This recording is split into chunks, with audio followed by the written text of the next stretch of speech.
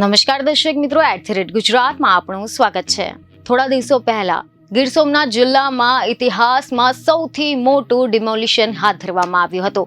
આ મુદ્દો સમગ્ર ગુજરાતમાં ચર્ચાનો વિષય બની ગયો છે, કારણ કે સોમનાથ નજીક પણ 9 ધાર્મિક સ્થળોને મળીને કુલ 45 જેટલા દબાણોને સરકારી જમીન પરથી દૂર કરી દેવામાં આવ્યા હતા, જેથી આ ડિમોલિશનને લઈને સ્થાનિકોમાં ભારે રોષ જોવા મળી રહ્યો છે। સોમનાથમાં કોઈ પણ જાતની નોટિસ વગર કરવામાં આવી રહેલા આ ડિમોલિશન સામે હાઈકોર્ટમાં અરજી કરવામાં આવી હતી। ત્યારે આજે આપણે જાણીશું કે આ વિવાદાસ્પદ ડિમોલિશનમાં અત્યાર સુધીમાં શું બની ગયું છે। તો તમે જણાવી દઈએ કે સમાચાર એવા મળી રહ્યા છે કે સોમનાથ નજીક 2 સર્વે નંબર પર ગત શનિવારની વહેલી સવારથી 5 વાગ્યાની આસપાસ જિલ્લા વહીવટી તંત્ર દ્વારા 9 જેટલા ધાર્મિક સ્થળો સાથે મળીને કુલ 45 જેટલા ગેરકાયદેસર બાંધકામોને દૂર કરવાનું ઓપરેશન શરૂ કરવામાં આવ્યું હતું। શનિવાર સાંજ સુધીમાં બંને સર્વે નંબર પરથી તમામ 45 જેટલા ગેરકાયદેસર બાંધકામો હટાવીને વહીવટી તંત્રએ 102 એકર જમીન ખુલ્લી કરાવી હતી, જેની અંદાજિત બજાર કિંમત 300 કરોડની આસપાસ થવા જાય છે। ત્યારે જે જગ્યાએ ડિમોલિશન કરવામાં આવ્યું હતું તેની આસપાસના તમામ માર્ગો બીજા દિવસે પણ બંધ રાખવામાં આવ્યા હતા।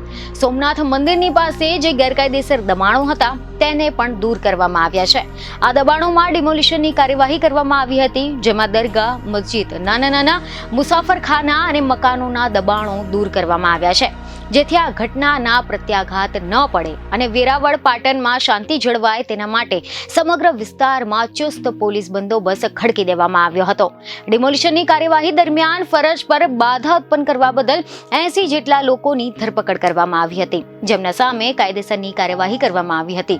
સોશિયલ મીડિયામાં ખોટા મેસેજ ફેલાવવાવાળા બદલ 8 થી 10 લોકોની ધરપકડ કરવામાં આવી છે, જેમાં અરજદારે અરજીમાં કરેલા આક્ષેપો પર સરકાર દ્વારા એવો જવાબ આપવામાં આવ્યો છે કે મેગા ડિમોલિશન મુદ્દે સરકારે હાઈકોર્ટમાં એવો જવાબ આપ્યો કે નિયમોમાં રહીને ગેરકાયદેસર બાંધકામ તોડી પાડવામાં આવ્યા છે, નોટિસ પણ આપવામાં આવી હતી। તો બીજી તરફ લઘુમતી સમાજના સ્થાનિકોએ કેટલાક એવા આક્ષેપ કર્યા છે કે માત્ર દરગાહ જ નહીં પરંતુ કબ્રસ્તાનની જગ્યામાં પણ ડિમોલિશન હાથ ધરવામાં આવ્યું છે। છેલ્લા 1 વર્ષમાં આ વિસ્તારમાં આ ત્રીજી વખત ડિમોલિશન હાથ ધરાયું છે અને દરેક વખતે લઘુમતી સમાજના લોકોની મિલકતોને ગેરકાયદેસર ઠેરવીને તોડી પાડવામાં આવે છે, માત્ર એક જ સમાજને ટાર્ગેટ કરવામાં આવી રહ્યો છે। બીજી ખબર સાથે ફરી મળીશું। ધન્યવાદ।